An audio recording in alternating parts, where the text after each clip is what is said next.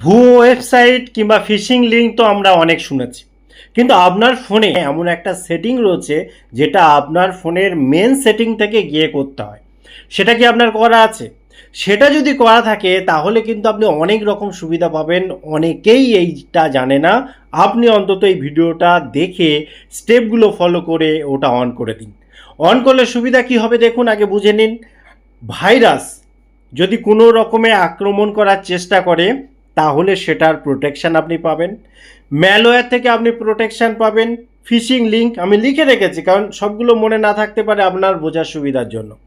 তারপরে ভুয়ো ওয়েবসাইট, আপনি যখন কোথাও ভুয়ো ওয়েবসাইটে যাবেন সঙ্গে সঙ্গে দেখিয়ে দেবে, আপনি যাবেন না এটা খারাপ ওয়েবসাইট, বুঝতে পারছেন তো, কিংবা একটা নোটিফিকেশান দেবে। এবার স্ক্যাম থেকে আপনি অনেকটা সুরক্ষা পাবেন, সহজে স্ক্যাম আপনার সাথে হবে না। ক্ষতিকর অ্যাপ, ডাইরেক্ট আপনি কোনো একটা ক্ষতিকর অ্যাপের চক্রে পড়ে যাচ্ছেন তো সেটা থেকে আপনি সেখান থেকে অ্যালার্ট হওয়ার সুযোগ পাবেন।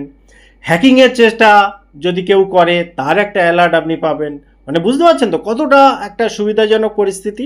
তো চলুন কোথায় আছে সেটিং সেই বিষয়টা পুরোটা বুঝে নিই। তো আপনি কি করবেন, আপনার ফোনে যে মেন সেটিং সেই সেটিংয়ের এখানে আসবেন। আসার পর স্ক্রল করে নিচের দিকে আসবেন, পেয়ে যাবেন সিকিউরিটি অ্যান্ড প্রাইভেসি। এই সিকিউরিটি অ্যান্ড প্রাইভেসির ভেতরে যখন আপনি পেলেন, স্ক্রল করে আরও নিচের দিকে আসবেন। স্ক্রল করে নিচের দিকে আসতে আসতে আপনি পেয়ে যাবেন মোর সিকিউরিটি অ্যান্ড প্রাইভেসি সেটিং। এবার দেখুন কোম্পানি মডেল অনুসারে এক একটা ফোনে এক এক রকম থাকতে পারে। মেন যে বিষয় সেটা হচ্ছে, আরও এখানে আমি যেমন আসছি নিচে এসে একটা অপশান রয়েছে দেখুন, অ্যান্ড্রয়েড সেভ ব্রাউজিং বলে একটা অপশান। এই জায়গাটায় যখন আপনি আসবেন এখানে দেখবেন যে আরও অনেক কিছু লেখা আছে এবং একটা আরও ইম্পর্টেন্ট পার্ট আছে দেখুন, ইউজ লাইভ থ্রেট ডিটেকশন। এটা যদি অফ থাকে আপনি কখনোই অফ রাখবেন না। দেখুন যখনই আমি অফ রাখলাম একটা পপ আপ আসলো এবং এটাকে অন রাখার জন্য বলছে এবং আমি কারণও ব্যাখ্যা করছি। দেখুন এখানে সাপোর্টেড অ্যাপ বলে একটা অপশান রয়েছে। এই সাপোর্টেড অ্যাপের ভেতরে যখন আমি প্রবেশ করলাম এখানে দেখুন বেশ কয়েকটা অ্যাপ রয়েছে। এই অ্যাপগুলো এই সাপোর্ট কিন্তু এখনো পর্যন্ত পেয়ে রয়েছে। অর্থাৎ আমার ফোনে যতগুলো অ্যাপ রয়েছে এই অ্যাপগুলো এই প্রোটেকশানের সাথে যুক্ত রয়েছে। অর্থাৎ ধরুন এখানে গুগলও রয়েছে, আপনি দেখতে পাচ্ছেন এখানে। অর্থাৎ আমার ক্ষেত্রে আমি যখন গুগলে সার্চ করব, যদি কোনো ভুয়ো ওয়েবসাইট, যদি কোনো ফিশিং অ্যাপ বা এই জাতীয় আমি প্রথম দিকে যে ব্যাখ্যাগুলো দিয়েছি ওগুলোর কোনো একটা আসে, তাহলে সর্বোচ্চ চেষ্টা হবে আমাকে অ্যালার্ট করার। এবং সর্বোচ্চ চেষ্টা কেন বললাম, কারণ আমাকেও তো সতর্ক হতে হবে, শুধুমাত্র সেটিং অন করে রাখলে তো হবে না।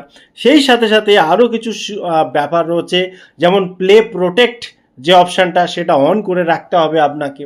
তারপরে আপনাকে যেটা করতে হবে এই অ্যাপগুলোকে বা আপনার ফোনে থাকা অ্যাপগুলোকে সময় মতো আপডেটেড ভার্সানে রাখতে হবে। বিশেষ করে সেই আপডেটটা তো অবশ্যই করতে হবে যেখানে সিকিউরিটি অ্যালার্টের কথা বলা হচ্ছে, প্রাইভেসি অ্যালার্টের কথা বলা হচ্ছে, বা বাগ বা এই জাতীয় কিছু ম্যালওয়্যার ঢোকার সম্ভাবনার জন্য যে আপডেটগুলো আসে সেগুলো অবশ্যই করা উচিত।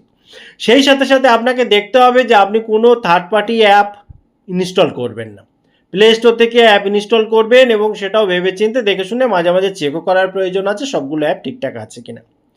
এপিকে ফাইল কোনোভাবেই ফোনে যাতে না ঢুকতে পারে সেটা আপনার যেমন দেখা দরকার, ঠিক তেমনি হোয়াটসঅ্যাপ বা অন্য যে কোনো জায়গায় যে লিঙ্ক প্রত্যেকটা আসে মাঝে মাঝে আসে সেই সমস্ত লিঙ্কে ফটাফট ক্লিক করে যাওয়াটাও ঠিক নয়। কারণ দেখুন সবটাই টেকনোলজি, টেকনিক্যালি ব্যাপার, সবসময় যে ডিটেক্ট করেই নেবে 100% এই ভরসায় কিন্তু থাকা চলে না। তবে এটা যদি আপনি অন রাখেন বা এই সিস্টেমটা যদি আপনি চালু রাখেন তাহলে অনেকটা বেশি সুরক্ষা পাওয়া যায়। তো এই জন্যই ভিডিওটা বানানো, যাতে আপনার কিছুটা হলেও সুবিধা পাওয়া যায়, কারণ আজকের ডেটে এগুলোর প্রয়োজন আছে। টোটাল ইনফরমেশন কেমন লাগলো অবশ্যই কমেন্ট করতে ভুলবেন না। আবার দেখা হয় পরবর্তী ভিডিওতে। ততক্ষণ ভালো থাকুন, সুস্থ থাকুন, বাই বাই।